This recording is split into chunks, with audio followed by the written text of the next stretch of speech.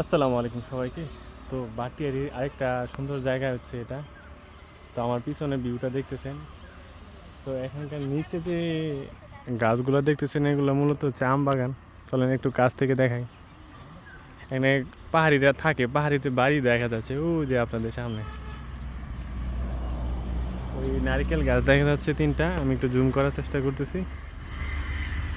এই তিনটা নারিকেল গাছ, ওইটা হচ্ছে পাহাড়িদের বাড়ি। একটা সেতু আছে এখানে, বার্মা সেতু। এদিক দিয়ে আর কি একটা লেক। অতিরিক্ত বৃষ্টি আসলে এদিক দিয়ে পানি যায়, যার কারণে তাদের চলাচলে যাতে সমস্যা না হয়, এর জন্য ওই সেতুটা।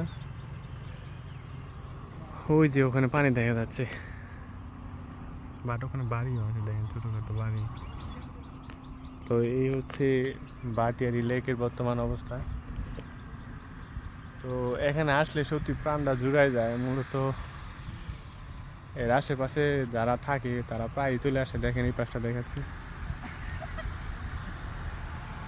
অনেক পর্যটক হয়, বিশেষ করে আজকে ঈদের মৌসুম, এখন তো আরও বেশি মানুষ হবে।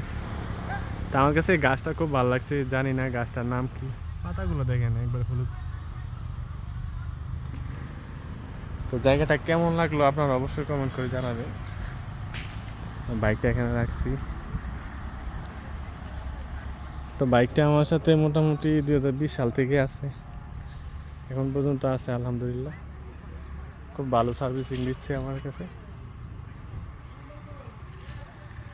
তো দেখেন এই পাশে সূর্যের বিপক্ষে, তাই দেখা যাচ্ছে না। তো ভিডিওটা এ পর্যন্তই। কেমন লাগলো ভিডিওটা সবাই বলবেন কমেন্ট বক্সে। ভালো থাকবেন, সুস্থ থাকবেন, আল্লাহ হাফেজ।